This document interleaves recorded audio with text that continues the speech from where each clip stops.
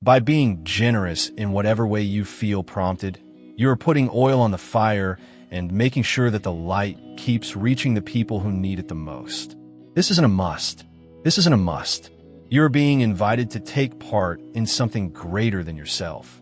No matter how big or little, every gift becomes a seed. And when seeds are in God's hands, they grow far more than we can perceive. Even the tiniest candle may light one after another until a whole room is illuminated, even if your seed is little.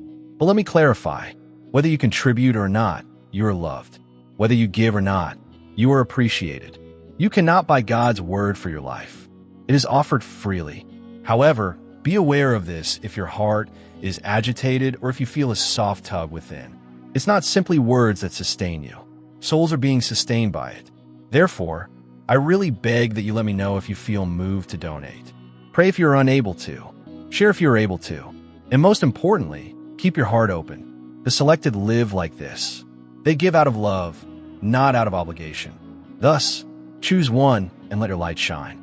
And may all that you do, whether it's spreading this message like a thread into the soil of another soul, subscribing like a root buried deeper in a living stream, liking like a single spark that joins countless others to form a flame, or giving like oil into a holy lamp, be another affirmation that the darkness has already vanished. Never forget that there is never any pressure. It's an invitation, like a river that freely runs to irrigate a valley. Only when your heart is stirred will you provide help. Whether you pray, contribute, or share, everything counts.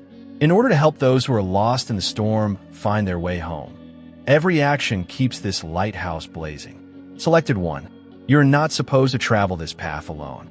Each light you extinguish combines with others to create a hopeful night sky. The spark that leads someone else home can be something that seems little to you. Thus, go with calm in your heart. God's hand has weaved a living narrative around you. Every act of kindness and every seed of love becomes everlasting and selected in that tale. Even if you may not see it yet, a chapter ends and the seasons change. In front of you, a new gateway is emerging. It doesn't make noise or make announcements. It often rises silently, like to the sunrise piercing the night sky. It was never in vain that you went through the season you did, the stillness, the testing, and the crushing weight. You're on the brink of something novel, and there's a sense of sacred expectation in the air. It is comparable to how the seasons change in the natural world. Winter won't last forever. There's always spring. New life is stirring deep beneath the earth, regardless of how cold or lifeless the ground may seem. It's the same with you. The cold of waiting has not broken your soul. However, the seeds that God sowed many years ago are now being reawakened by the warmth of his time. I think of the tale of a guy who toiled diligently for years in obscurity. He worked without praise or acknowledgement. Then, one day, a simple chat revealed a door that had been concealed the whole time. His life was turned upside down by that one chance. The season was chosen by God, not because he made it happen. You too are on the verge of such an occasion. The Epistle of James 1 verse 12 is where God's message is revealed. The person who endures hardship is blessed because, after overcoming the test, they will be granted the crown of life that the Lord promised to those who love him. Perseverance is also not a waste. In paradise, every test is recorded. Your fate has been irrigated by each cry. A season of satisfaction and a crown of life are now ready for you. You won't stay in one place. The doorway's authenticity is confirmed by the crown. However, there's often a fake door before every real one. Imitations are a favorite tactic of the adversary, shiny doors that merely serve as a distraction. For this reason, discretion is essential. Not every open area is an invitation. Ask yourself, does this door carry peace or does it carry anxiety? A few are traps. Imagine a corridor with several doors. Some are hollow on the inside, but painted gold. Some lead simply to walls, but they seem solid. The room of your calling is only one door away. When you stand before it, you'll be able to identify it by the calm that emanates rather than by its brilliance. Selected one. Now is the time to get your heart ready. Don't worry about missing it. Nothing that is yours can be stolen by someone else. No man can close what God has opened. It is your responsibility to remain devoted, to keep your candle blazing, and to remain perceptive to his whisper. Enter 444 in the comment section now as a prophecy. Why 444? Because it talks about alignment, your actions aligning with the timetable of heaven, similar to how a solid foundation is formed by four corners. This figure indicates that you're living a stable existence. You are implying that I favor God's door above my own by writing it. I don't hurry. I select his moment. There's more to this than just words. It's alignment. It proves your readiness to the invisible world as well as to yourself. Demons shudder at religion, and angels react to it. Your remark becomes as a banner. I line up with the correct door as I go. So have bravery. The previous season is over. In front of you is the doorway. You will soon enter a chamber that will make every tear, every holdup, and every night of uncertainty worthwhile, even if it may seem silent right now. Remain calm. Remain vigilant. Additionally, be aware that the right door will open and not shut again. By writing 444, you are announcing that your life is based on foundation rather than sand. In and of itself, the number 4 stands for stability. The 4 walls of a home, the 4 corners of the earth, and the 4 winds. You cement this fact by saying it 3 times. Your body, soul, and spirit are all in harmony with your steps. It is not superstition to do this. It serves as a foreboding warning to remain unfazed by impending storms. Because God's plan is the foundation of your destiny, you will remain stable. Knowing that you're on a route that will not collapse, type it with certainty. Selected 1. Every time you see this number, allow it to remain a seal in your soul. Keep in mind that your existence is in harmony with heaven's orderly plan rather than with chaos. And proceed with confidence as you go. You're not headed toward chaos. You're stepping on solid ground. Nothing can destroy the proper door that is in front of you. Selected 1. You must comprehend a certain aspect of the enemy's strategy. He tries a different tactic, diversion, after realizing he cannot stop the actual door from opening. He presents you with prospects that are hollow on the inside, but seem to be brilliant on the surface. He wants to delay you, deplete you, and force you to settle for less than what heaven has prepared, not to bless you. Imagine a bridge across a deep river that is composed of ice. It seems substantial from a distance, glistening in the sunshine and beckoning you to approach. However, if you take one incorrect step, the surface will shatter and you'll be submerged in icy water. That's how fake doors operate. Despite their seeming stability, they're designed to fail the instant you put your confidence in them. We are often cautioned about discernment in the scriptures. Israel was tempted to go back to Egypt, even in the desert when they were hungry. Slavery with full bellies was preferable to freedom with starvation, the opponent said. But those murmurs were falsehoods. Rejecting the commitment would have meant going back to Egypt. Counterfeit doors never point ahead. They always point backward. There was a young leader I knew who yearned for power. He was thrilled to get an unexpected invitation to join a group of influential individuals. But his heart was restless in prayer. The air was one of compromise and pride. Before the silence, he almost said yes. Years later, he learned that the same individuals had fallen into scandal and disaster, while a little voice within murmured, "This is not your door." His fate would have fallen along with theirs if he had entered through that door. He was rescued by his control. Selected 1. Similar exams will be given to you. The fake door might seem as a sign of familiarity, comfort, or even urgency. It could evoke strong feelings in you and force you to make a quick decision. Heaven's doors, however, are not like that. They provide tranquility. And uns are tiny too. They may not be ostentatious, but they're in line with your vocation. Think about another picture. A hole in a key. The correct key slides in effortlessly. It opens easily, spins smoothly, and slips in. Despite having a similar appearance, a counterfeit key grinds, scrapes, and won't turn when inserted into the lock. Take a step back if you feel yourself compromising, straining, or pushing things to work. Probably it's not your door. In chapter 14, the prophet Hosea issued a sharp warning. Chapter 9. The ways of the Lord are right. The righteous walk in them, but the rebellious stumble in them. When you hear it, the right path is always aligned with God's ways. Counterfeit doors require compromise. True doors require obedience. One leads to stumbling, the other to steady steps. You may be wondering, how will I know? How can I distinguish between a real and a fake door? Look at the fruit. True doors draw you closer to God, deepen your character, and strengthen your faith. False doors demand you compromise your values, silence your conscience, or sacrifice your peace. The true door will never require you to abandon who you are in Him. Think of Joseph once more. When Piper's wife opened a counterfeit door, it promised pleasure but carried destruction. Joseph chose to flee rather than enter, and though it cost him prison, it preserved his destiny. Sometimes saying no to the wrong door is the greatest act of faith because it proves you are willing to wait for what is real. So take heart. Counterfeits are not a sign of abandonment. They're a sign you are close.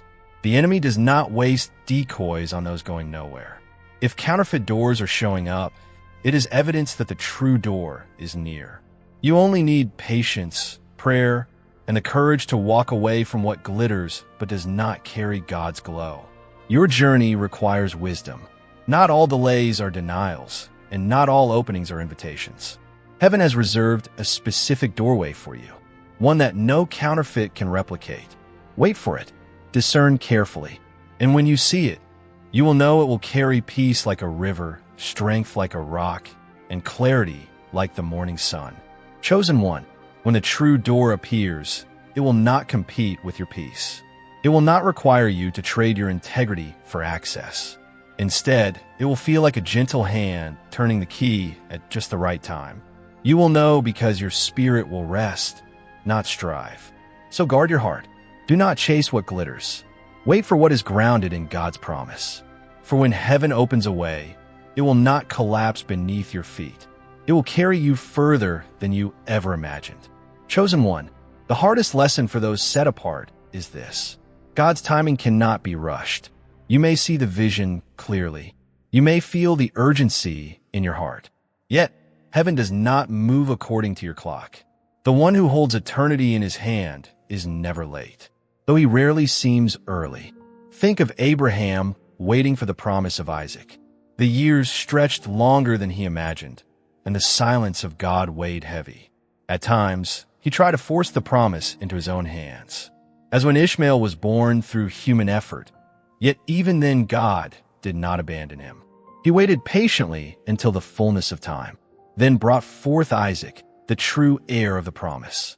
This story whispers to you, delay is not denial. It is the womb of destiny in your life. You may have attempted to speed things up at times, believing that I can make this happen if I just push harder. However, human pressure cannot unlock the portals of heaven. By divine alignment, they open. Additionally, you run the chance of entering a door that isn't ready for you if you hurry. For this reason, God often keeps you motionless while molding your heart until the appropriate time comes. In his epistle to the Romans, the Apostle Paul wrote clearly in verse 25 of chapter 8, "However, we wait patiently for something we do not yet have if we hope for it." Class is over. In the kingdom of God, patience is not passive. Active trust is what it is. When nothing appears to move, it's standing on your faith. It is deciding to trust in the invisible rather than clinging to shadows. That's what makes you unique. While others rush, you wait with your eyes up, believing that the one who made the promise would keep it. Think of a fruit tree in the springtime. You can really taste the sweetness that will soon be there in the fragrant blooms. However, if you pick the fruit too soon, it will be unformed, bitter, and unable to provide you with nourishment.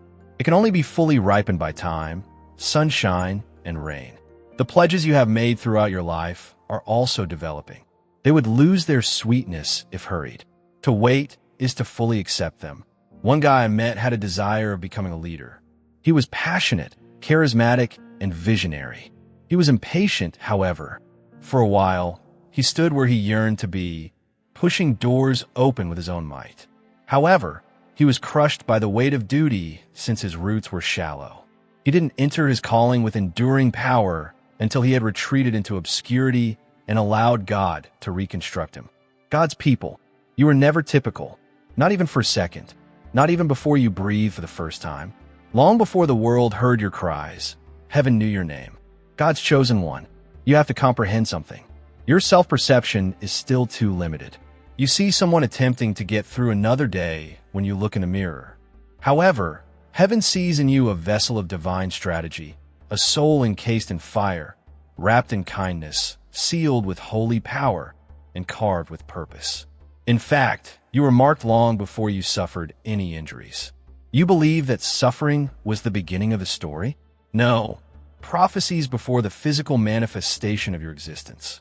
In the spirit, it was written, you were intended to be a disruptor of darkness, a light bearer, and a pattern breaker. And the world of darkness took notice the instant your spirit stepped upon our planet. Because when a chosen one arrives, there are vibrations in areas that are invisible to the naked eye. Have you ever questioned why your life never appeared to fit in with what other people were doing? Why, despite your best efforts, did you not fit in? You weren't meant to fit in. That's why. You were designed to stand out.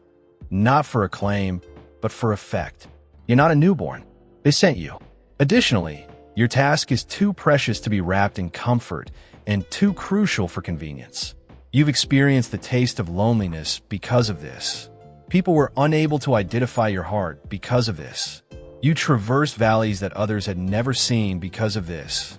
Because survival has never been the focus of your trip. It has included planning. Before time existed, God imprinted his fingerprint on your soul. This was no accident. This was no accident.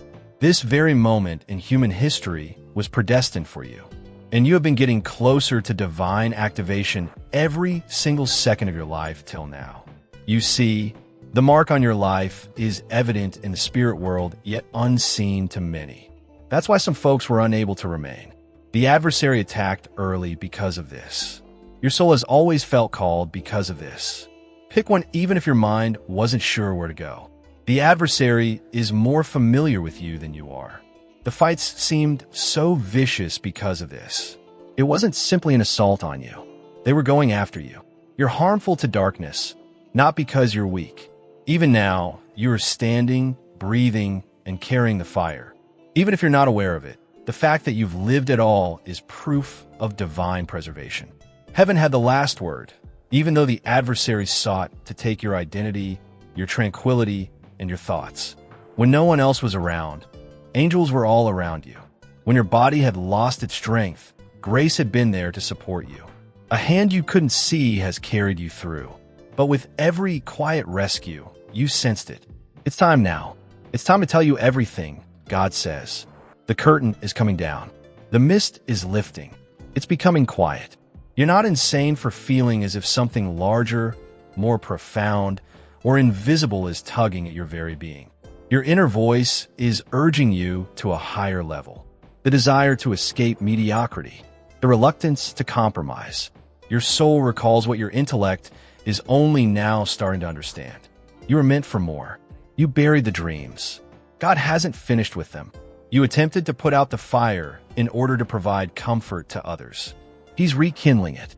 The person you've been questioning, he's going to openly affirm it. Anabi, because hiding is no longer an option. You spent enough time in the background. You spent enough time being misunderstood. You've spent enough time as the silent storm. God is now allowing you to fully express who you are. In order for him to be exposed through you, not so that you might get glory. You have the answers. You are a healer. You have a plan. You're a light, as well as the planet. For what you have been silently stewarding, it is famished. You are necessary because of what you believed to be your disqualification. Now, the scars you attempted to conceal serve as evidence that you had survived a fire. You weren't consumed by the fire. You were marked by it. Listen carefully to the selected one below. God was the source of the persistent whispering in your spirit. Even when everything seemed to be going well, the things that held you down were beckoning. You were doomed to perish in shallow areas because of the restlessness that would not allow you to relax. Playing it safe is not why you are here. Your purpose is not to remain quiet. You're not only here to get by. To awaken, you are here. You are a live proof that God continues to communicate, act, and choose. You are proof that there is no burial for purpose. You can't put out that light, that while they may be pressured, the selected will always survive. And just now, this term itself is more than simply information. The activation is heavenly. Heaven put everything in your immediate vicinity on hold in order to convey this message. You're not running late. You're not in the rear. You are on schedule for your breakthrough, your revealing, and your mission. Lean in then. Keep scrolling. Keep the tug going. For this is the point at which everything starts to make sense. If your spirit knows this is for you, then leave a comment below with the number 777. If the confirmation is palpable in your chest, if every word is accompanied by tears, if you are aware that God is speaking to you personally and your heart is racing, as a prophetic deed, type it below. Let it be your affirmative. Use it as a sign to get to heaven. It's your season. This is the revelation for you. The others are not like you. You have been selected. Long before you had a term for it, you knew you were unique. You experienced things as a youngster that others did not. When something wasn't right in the room, you could tell. When someone was being kind but harboring resentment, you could sense the change. You could feel the electricity flowing under the surface. People overlooked the weight that was unseen. You bore burdens no one else understood, saw what no one else saw, and heard what no one else said. However, you also brought brightness. Initially, the light was silent, fluttering, and delicate. No one around you knew how to label it, so you attempted to ignore it. They referred to you as odd, too sensitive, too emotional, and theatrical since no one else could relate to you. It seemed safer to blend in, so you learned to turn down that light. Not because you wanted to, however, it was never intended to blend in. It wasn't your destiny to be invisible. You were supposed to be ready. Additionally, that preparation often seemed to be painful. It wasn't punishment each time you were passed over, left behind, misinterpreted, ignored, or deceived. It has to do with placement. You were hidden in plain sight by God. He separated you to safeguard the becoming that was taking place inside of you, like a seed buried under dirt, rather than to keep you apart forever. On the exterior, everything seemed to be same, but on the inside, change was taking place. It wasn't the end of the breaking. It was only the start. Consider it. The moments when you were separated from those you believed would be your lifelong companions. Was it really arbitrary? Or did God intervene because you would have been poisoned by their presence? The doors that closed unexpectedly? The opportunity you missed up on? Seasons of giving your all were followed by stillness. They weren't turned down. Their roots were heavenly. You weren't being taken from God, because what He put inside of you is too precious to be tainted. He was preserving you. You have been called to provide healing, change, and revelation. Your procedure was different because of this. When no one was looking, you paid the price for the oil on your life. The adversary attacked your mind for a purpose. Why did he try to make you feel inadequate? Why he made you doubt your value by whispering falsehoods to you in the dark? Because you would be unstoppable if you ever found your true self. And here you are, still alive, still seeking the truth, still listening for God's voice in a world full of noise. That being hungry is not a sign of weakness. It is proof that you have withstood the trimming. You're now prepared for the unveiling, the one selected below. We never forgot you. In order for heaven to complete what it began in you, you were concealed for a while. And that hiding season is coming to an end. You're being summoned into your mission and out of the shadows. You must first realize that your wilderness was not wasted. God saw every restless night, every solitary prayer, and every pain you couldn't put into words. Through tears, He heard what you spoke. Your sighs was considered holy intercession by Him. When no one else understood the struggle you were in, He stood by your side. And He was talking through the stillness, even when you thought He was quiet. You stayed on course. They took you into the deep. In order for your roots to become robust enough to support the weight of the future. This is the reason you are no longer satisfied with superficial things. This is the reason why classic settings are uncomfortable these days. Because your soul is striving for the totality of who you are, superficial discussions may be draining. What formerly held you is no longer sufficient. And it's preparedness, not pride. Staying at the shallow end of purpose is not what you were made for. You were made for depth, for mountains of trust, for seas of insight, and for storms that teach you how to use words to bring about peace. That heavenly unease you've been experiencing, it's not a penalty. It's the sound of a new purpose emerging as old skin is torn away. You're being woken to lead, not merely to survive. No more copies are needed in the globe. It requires those who have been anointed in the desert, schooled in quiet, and polished in obscurity. You are that. Therefore, stop apologizing for the burden you bear. Quit shrinking to accommodate other people. Give up wondering why your life doesn't like theirs. Your paths were never intended to cross. You were made to destroy it and make a new one. It had cost you something too. Yes, you have had to mourn the side of yourself that remained silent in order to prevent confrontation. Indeed, you have had to say goodbye to those you had hoped would accompany you. However, nothing has been lost that cannot be more fully recovered. God is giving you a better basis for your reconstruction, not in security, but in identification, one that is based on the reality of heaven rather than the views of earth. Furthermore, he never constructs modest structures. Therefore, be aware of this if your waiting period has been lengthy, your procedure has been deep, or your pain has been severe. Your pledge will surpass your expectations. Selected one. It wasn't a random isolation. It was a religious preparation for someone who would soon be walking in holy fire, speaking, changing rooms, and carrying a heavy burden. Demons shudder as you go in. That one is you. You are the disruption, the break in the cycle, and the proof that God continues to call, speak, and provide. And you're prepared. Choose one. When did you first discover that the world was more sinister than it seemed? Not simply the little setbacks or everyday annoyances, but the instant you sensed the pressure of spiritual opposition on your life. It wasn't imagination. It was recognition when the darkness saw your light and flinched. That was the moment the room grew cold despite having no windows open. When you felt overwhelmed with anxiety for no apparent reason. And when you felt like something was watching you, resisting you, and attempting to break your spirit. It was not because you were weak that the assaults on you started.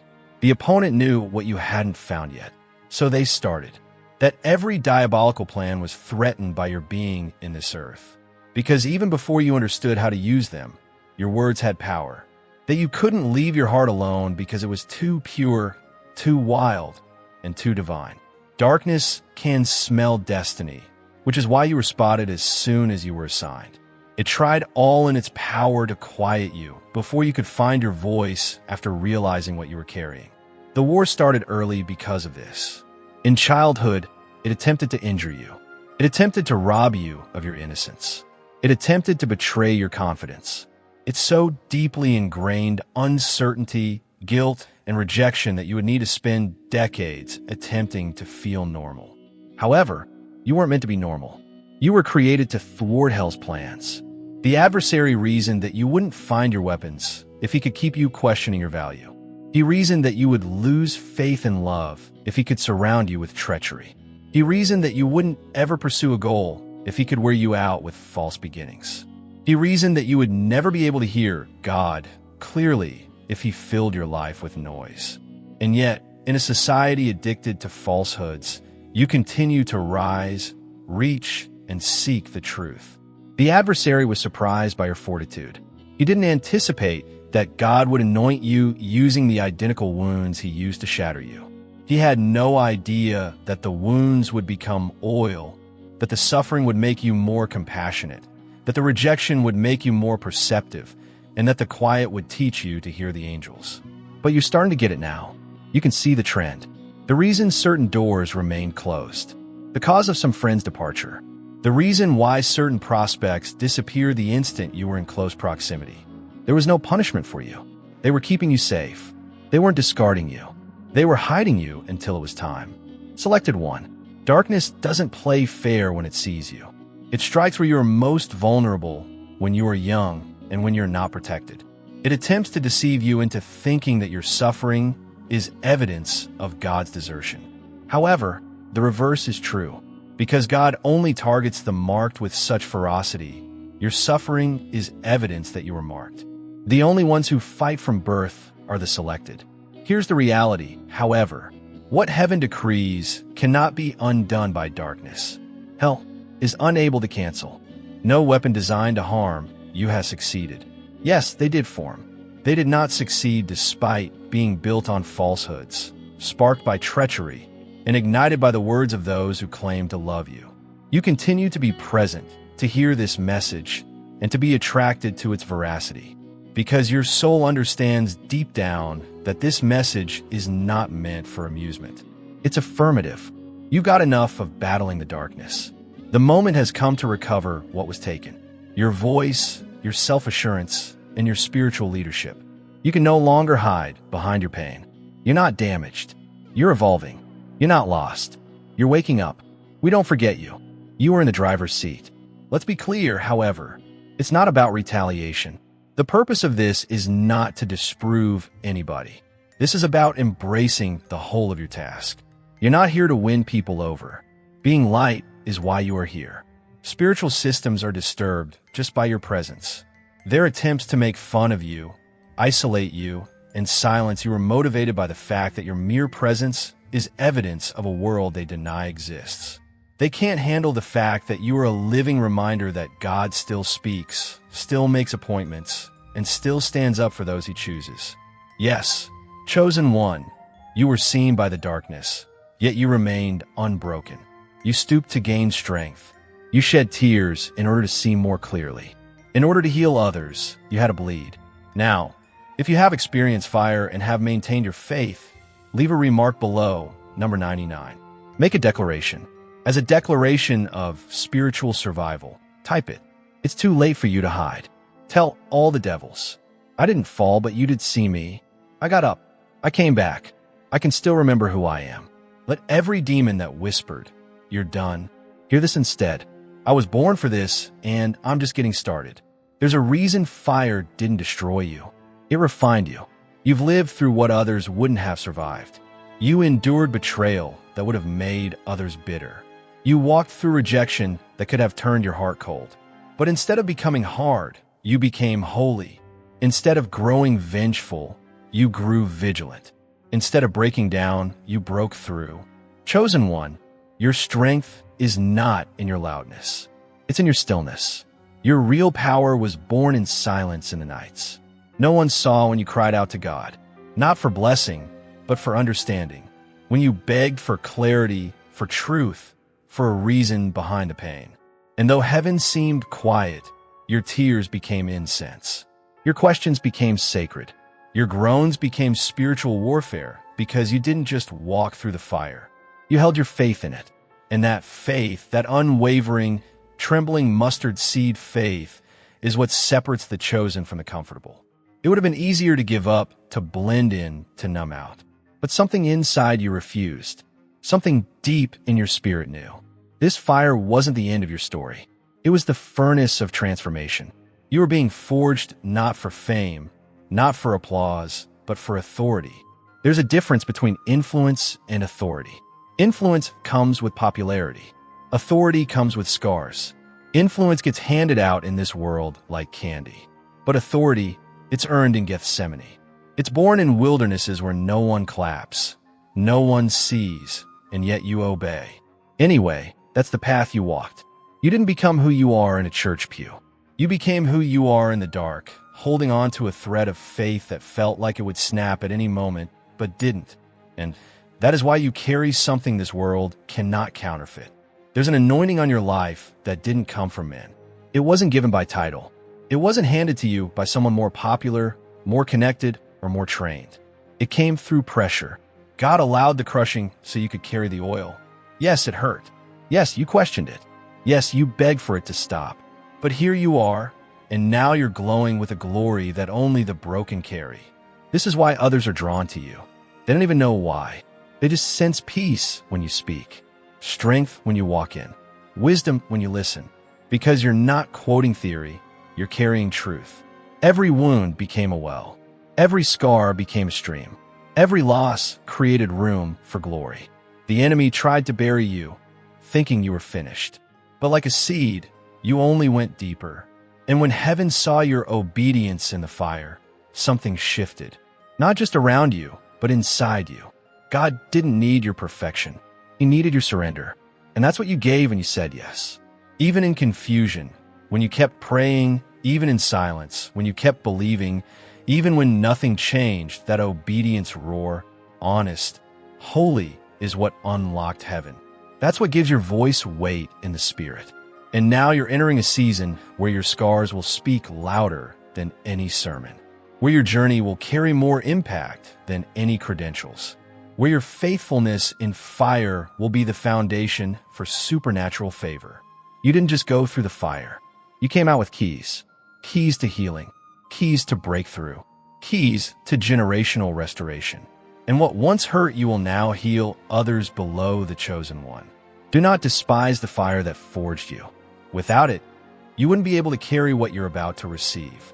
You've been asking God for more. More clarity, more wisdom, more direction, more fruit. But here's the secret.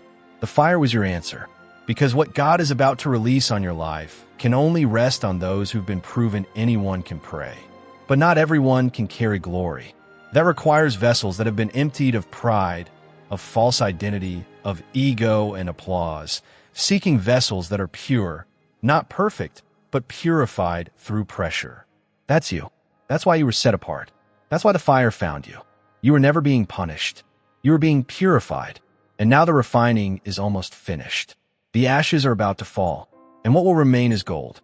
You've been through enough to stay bitter, but you're still soft. You've had chances to retaliate, but you chose restraint. You've been tempted to quit, but you kept pressing. And heaven has recorded it all. God says nothing you endured was in vain. Not the nights you felt like giving up. Not the hours you spent crying in your car. Not the relationships that collapsed under pressure. Not the dreams that died, waiting for permission to live.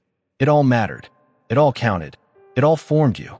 And now you walk with a limp, like Jacob, marked by the struggle, but crowned with authority. Now you speak with weight, like Moses, hesitant at first, but chosen to lead. Now you shine like gold melted, molded, and made glorious by the heat of the forge. So, if you've been wondering why you've suffered so much, why your road has felt lonely, why you've cried out, God, why me, more times than you can count, here is your answer. Because you're carrying what no one else could. Because you were built for battles others can't fight.